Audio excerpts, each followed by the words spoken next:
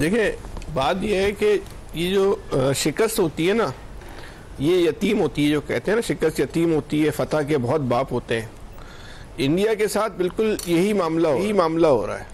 جو انڈیا کے ساتھ جو انڈیا بالکل اس وقت دنیا میں جو ہے وہ تنہا ہوتا چلے جا رہا ہے۔ انڈیا میں اس جنگ سے پہلے یا جنگی حالات سے پہلے جو ملک انڈیا کے ساتھ کھڑے ہوئے تھے، وہ انڈیا کے حالات کی وجہ سے یا جنگ میں اس بیچارے کی کارکردگی کی وجہ سے خود بھی شرمندہ ہو کے جو ہے نا پیچھے ہٹ گئے۔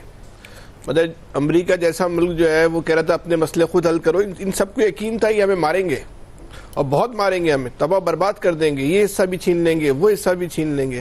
لیکن ان سب کے جو حکمت عملی تھی، جو ان کی خواہش تھی، جنہوں نے اپنی خواہشات پہ جو جنگی پلان بنائے ہوئے تھے، وہ پاکستانی دانش سے، پاکستانی حکمت سے جو ہے وہ تباہ برباد ہو گئے۔ اور اس حد تک جو ہے وہ انڈیا تنہا ہو گیا کہ امریکہ، ٹرمپ صاحب بھی کہہ رہے ہیں کہ مجھے پاکستان کی بنی ہوئی چیزیں نا بہت پسند ہیں۔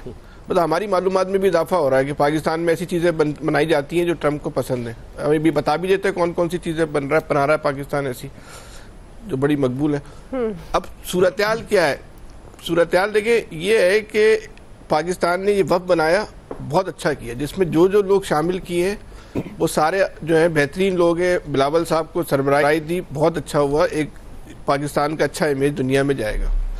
اس جنگ کے دوران جو ہے نا یہ پاکستان کے 24 کروڑ لوگ جو تھے نا وہ ایک صف میں کھڑے ہوئے تھے، ایک ساتھ کھڑے ہوئے تھے، ایک آواز تھے۔ کسی سطح سے اس میں کوئی جو ہے نا کہیں سے تنقید نہیں آئی۔ یہ صورتحال بھارت میں نہیں تھی۔ بھارت میں قوم بھی تقسیم تھی، ان کا میڈیا بھی تقسیم تھا، یا تو جھوٹ پہ کھڑا ہوا تھا یا پھر وہ اپنے فوج پہ تنقید کر رہا تھا۔ اب وہ میڈیا بھی ان کے مورال کو بلند کرنے کا سبب نہیں بنا، شرمندگی کا سبب تو ضرور بن گیا، بھارت کے مورال بلند نہیں کر سکا اپنی فوج کے، لیکن پاکستان کی میڈیا نے کیا، پاکستان کی قوم نے کیا، پاکستان کے نوجوانوں نے کیا۔ اب ہماری حکومت کی اور حکومتی اداروں کی، ریاست کی حکمت عملی یہ ہونی چاہیے، یہ جو قوم ایک صف میں کھڑی ہو گئی ہے یہ صف تقسیم نہ ہو۔ کیونکہ ہم نے اب اس سے پاکستان کو اس جنگ سے جو سبق ملا ہے وہ ایک اس پاکستان کو ہم نے ایک مضبوطی کی طرف لے کے جانا ہے۔ اگر اس وقت میں تحریک انصاف کو شامل کر کے اگر یہ ایک اچھا پیغام دنیا کو دیا جا سکتا تھا تو ہمیں دینا چاہیے تھا، اور اس کو شامل نہ کر کے اگر اس کا کوئی نیگیٹو اثر ہو رہا ہے تو اس کو ہمیں روکنا چاہیے کہ صف نہیں ٹوٹنی چاہیے۔ اس صف کا قائم رہنا جو ہے یہ ایک روشن پاکستان کے لیے، ایک بہتر پاکستان کے لیے، ایک مضبوط پاکستان کے لیے بہت ضروری ہے۔ تو یہ اگر بہتر یہ ہے، ابھی کوئی آئین میں ترمیم تو نہیں کرنی نا اس کام کے لیے، بہتر ہے کہ آپ جو ہے وہ تحریک انصاف کے لوگوں کو بھی شامل کریں اور دیگر جو جماعتیں ہیں ان کے نمائندوں کو بھی شامل کریں، وفد کو تقسیم کر دیں، مختلف وفد کو مختلف جگہوں پہ جو ہے نا بھیجنا شروع کر دیں، یہ تاکہ یہ پوری دنیا کو یہ پیغام جائے کہ آپس کے اختلافات ہوں گے، آج بھی ہیں، کل بھی ہوں گے، لیکن جہاں قومی مفاد کی بات ہے، جہاں پاکستان کی مفاد کی بات ہے، اس قوم کے اندر کسی قسم کی کوئی تقسیم نہیں ہے۔